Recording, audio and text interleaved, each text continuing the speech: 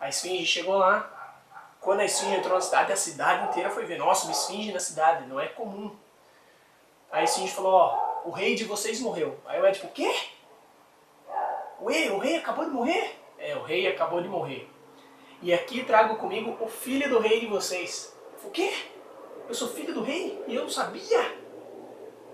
Pois é, o filho do rei de vocês acabou de salvar a cidade. Se ele errasse o enigma, eu ia destruir a cidade. Como ele acertou, eu vou me destruir e vou deixar a cidade em paz. Deem o reino, a cidade, para o filho do rei, o único filho do rei. Bom, a cidade não sabia se o rei tinha morrido, se ele era filho do rei, mas se a esfinge estava falando. Eles ficaram esperando a confirmação.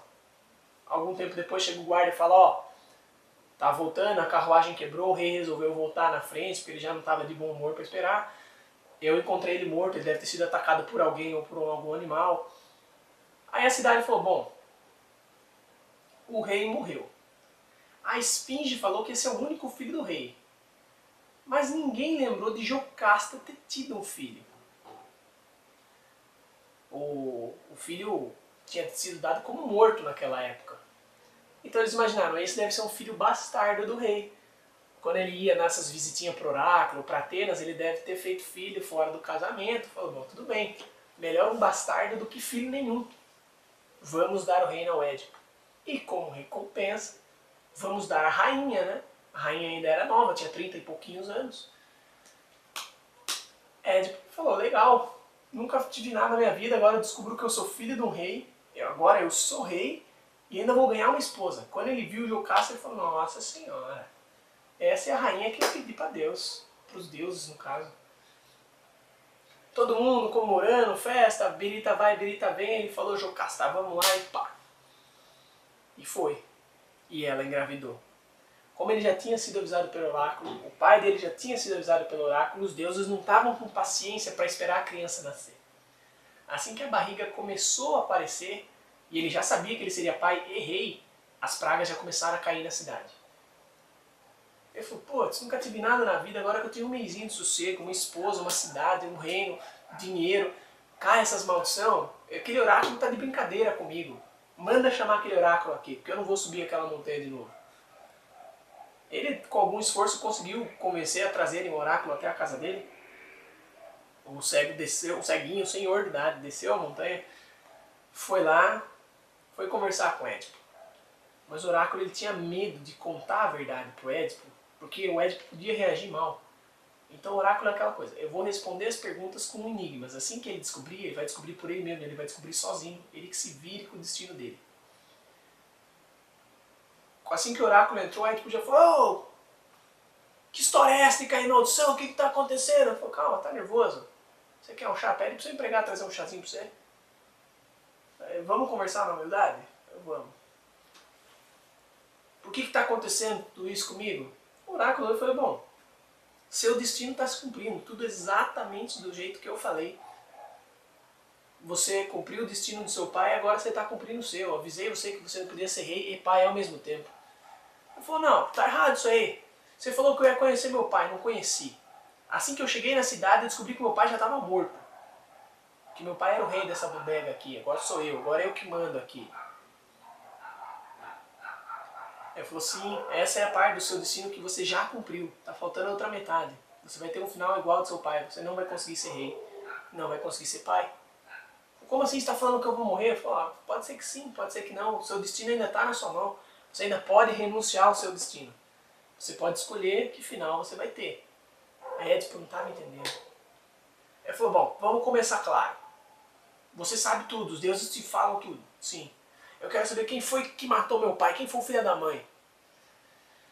Aí o oráculo olhou, pensou, olha, essa resposta talvez você ache sozinho, olhando no espelho. Que espelho? Espelho não vai me falar nada, espelho mágico não existe. Quem matou meu pai? Ah, meu Deus do céu. O seu destino era cumprir o seu destino do seu pai e o seu. O do seu pai você cumpriu. Agora falta o seu. E vai acontecer o que a esfinge te falou. Aí ele pensou, falou, não entendi. Falei, meu filho, tá difícil de entender. Você cumprir o destino do seu pai, você vai cumprir o seu, você vai terminar igual ao seu pai, se você não renunciar à sua ganância. Ele falou, pô, nunca tive nada na vida, não vou renunciar ao meu reino, não. Ele falou, bom, desde que você não seja pai, tá tudo bem. Só que essa criança está dentro da barriga da sua mãe, que é dentro da barriga da sua esposa. O oráculo não falou que era a mãe dele. Aí ele falou, putz, quem será, meu? Não entendi, não tá rolando. O oráculo falou, meu filho, eu desisto de você. Tchau e benção. Aí o Édipo ficou bravo, xingou ele, mandou ele de volta para a montanha dele. Ele subiu e ficou lá esperando o destino acontecer. Aí o Édipo, uma noite, duas, dormindo, pensando, ele começou a juntar as pecinhas.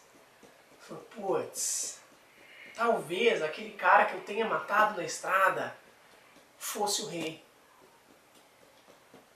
Sendo assim, talvez aquela mulher grávida seja minha mãe. Talvez. Ele não tinha certeza das coisas, ele era meio fraquinho. Ele falou, sendo assim, eu cumpri o destino do meu pai, não permitindo que ele fosse rei e pai ao mesmo tempo. Assim que ele encontrou comigo, ele seria pai e rei ao mesmo tempo. E isso talvez aconteça comigo se o meu filho nascer. E eu não quero morrer. Mas eu também não quero matar meu filho, muito menos minha mãe e a esposa. Então eu vou desviar do meu destino, eu vou dar uma curva no meu destino. Eu vou renunciar ao fato de ser rei e eu vou renunciar ao fato de ser pai, para que pelo menos o meu filho tenha sossego. Ele pegou e escreveu uma cartona gigante explicando toda a história para Jocasta. Escondeu lá a carta, deixou com o guarda, falou, ó, quando minha mulher acordar amanhã você entrega para ela. Vou dar um rolê, não sei quando volto. Édipo falou, bom, quando eu saí daqui pela primeira vez carregado pelo meu pai me furou os 2 tornozelos para ter certeza que eu não ia voltar. Eu voltei. Então dessa vez eu vou furar uma coisa que não dá para curar. Eu vou furar os meus olhos e vou embora. Ele furou os olhos. E todo cego precisa usar uma muleta, aquelas muletas de cego. A terceira perna que a esfinge falou pro Édipo não era uma bengala de idoso, era uma muleta de cego. E ele estava cumprindo o seu destino. Ele fugiu, nunca mais foi visto. Ele conseguiu driblar o destino dele, não sendo nem rei, nem pai. Mas a maldição estava no sangue. Laio tinha esse sangue e morreu. Édipo tinha esse sangue e sumiu. Ainda tinha um com o sangue. Estava faltando um. O filho dele que ainda estava dentro da barriga de Jocasta. Jocasta acordou de manhã, pegou lá, bom dia guarda, cadê meu marido? Ele foi dar um rolê. Mas ele deixou uma carta para você. Ok, vamos ver o que meu amado esposo me escreveu. Putz. Nossa. Caramba. Ela foi lendo e viu que a coisa estava feia mesmo. Ela falou, bom, se nem meu marido, primeiro, nem meu marido segundo, que é meu filho também, teve coragem suficiente para resolver essa maldição, resolvo eu.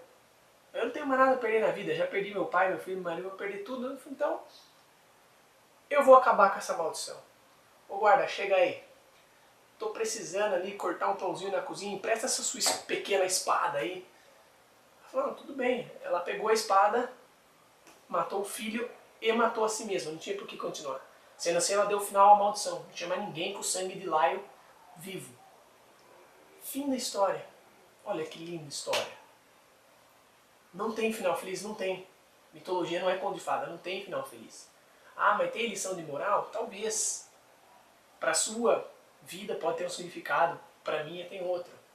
Vocês vão entregar um trabalho assim, vocês vão fazer um resumo, mas depois do resumo, vocês vão ter que contextualizar. Vamos imaginar. Quem conta esse mito, ele tem um interesse. É deixar as pessoas com medo. Quem não ficaria com medo depois de uma desgraça dessa? O cara nasce, se ferra, se ferra, se ferra, se ferra e morre. O pai dele também. Por quê? Não desobedeça à vontade dos deuses. Se você tem um destino, você vai cumprir esse destino. Aí você pode entrar em predestinação. A maioria das religiões não acreditam em predestinação. Você já nasceu condenado a um destino. Outras religiões falam sobre karma. Você vai ter que passar por isso nessa vida. Se você não passar nessa vida, você passa na próxima. Enquanto você não cumprir seu karma, você vai ficar reencarnando para cumprir esse karma. Se você for espírita. Se você for cristão, Deus sabe do primeiro ao último dia da sua vida. E o que acontece? Laio teve a maneira dele de interpretar a maldição. Então ele achou que se Édipo estivesse vivo mais longe, ele não seria pai. Quem interpreta a coisa, quem interpreta, interpreta da maneira que quiser. Vocês interpretam as coisas da maneira que vocês querem também. Para ficar mais claro o exemplo da contextualização. Tem outro mito, que é o Ulisses de Ítaca, no qual ele vai para a guerra, deixa a esposa em casa, e ele fala para a esposa, ó, se eu não voltar, case com outra pessoa, case com outro homem, você ainda é jovem, você é bonita. Ele vai, e na viagem de volta acontecem vários problemas, ele fica anos perdidos no mar e não volta. Como a esposa dele não queria escolher o novo marido, ela resolveu fazer um bordado. E ela avisou para todos os pretendentes dela, enquanto eu não acabar esse bordado, eu não caso. Assim que eu terminar esse bordado, ele vai servir de enxoval para o nosso casamento. Durante vários anos, os homens ficavam indo na casa dela, dando presente, ou usando da casa dela, bebendo das bebidas do marido dela. E ela fazia durante o dia o bordado para todo mundo ver o que ela estava fazendo. À noite ela ia e desfazia um pouquinho, porque assim ela nunca terminaria, ou ela demoraria muito para terminar. Passados vários anos não teve jeito, ela vou ter que tomar essa decisão. Aí ela termina o bordado, vão lá todos os candidatos, ela fala, ó, tá aqui o bordado, agora eu vou me casar, vou escolher um de vocês. Como eu não quero eu escolher, eu vou escolher aquele que for o mais competente. Aquele que conseguir envergar o arco do meu ex-marido, Ulisses, e disparar uma flecha por dentro daqueles 3 anéis, eu casa comigo. Pessoal, o bordado era uma desculpa. Ela estava dando uma de João sem braço, dando um migué, porque ela não queria tomar uma decisão. Depois que ela não tinha mais essa desculpa, ela inventou outra desculpa. Ela conseguiu inventar outra desculpa. Ela tinha um motivo antes, depois ela arranjou outro motivo para não fazer as coisas. Vocês não conhecem ninguém que faça isso? Ah, eu vou aprender a mexer no Excel, mas primeiro eu preciso de um computador decente. Legal, comprou um computador decente. Não, eu vou aprender a mexer no Excel, mas eu preciso do Windows 8. Putz, vai lá, troca o Windows. Pô, eu tenho o Windows 8, mas ainda não é a última versão do Excel. Não adianta eu aprender a mexer nessa versão antiga. Eu tenho que aprender a mexer na versão nova. A pessoa fica inventando motivos para empurrar com a barriga. Isso não estava escrito no mito. Você tem que entender isso. Você absorveu isso, você conseguiu transmitir sentido daquele mito para hoje em dia. Ó, tem pessoas que fazem isso. Tem um cara na minha sala de aula que faz isso, tem um cara no meu emprego que faz isso, tem um cara na minha família que faz isso. Essa é a contextualização. E, repetindo, as considerações finais, algo curto, só falando, ó, visto toda essa contextualização, visto esse resumo, essa situação, a gente acreditamos que em nossa sociedade existem várias Minervas, várias Aracnes, vários Édipos, vários Laios, vários Poseidons. Vocês vão pegar e juntar uma coisa com a outra, ó. Nessa história é uma fantasia, acontece isso. Na vida real acontece algo muito semelhante, só que é desse jeito. É isso que vocês vão ter que fazer no trabalho. Beleza, galerinha? Valeu!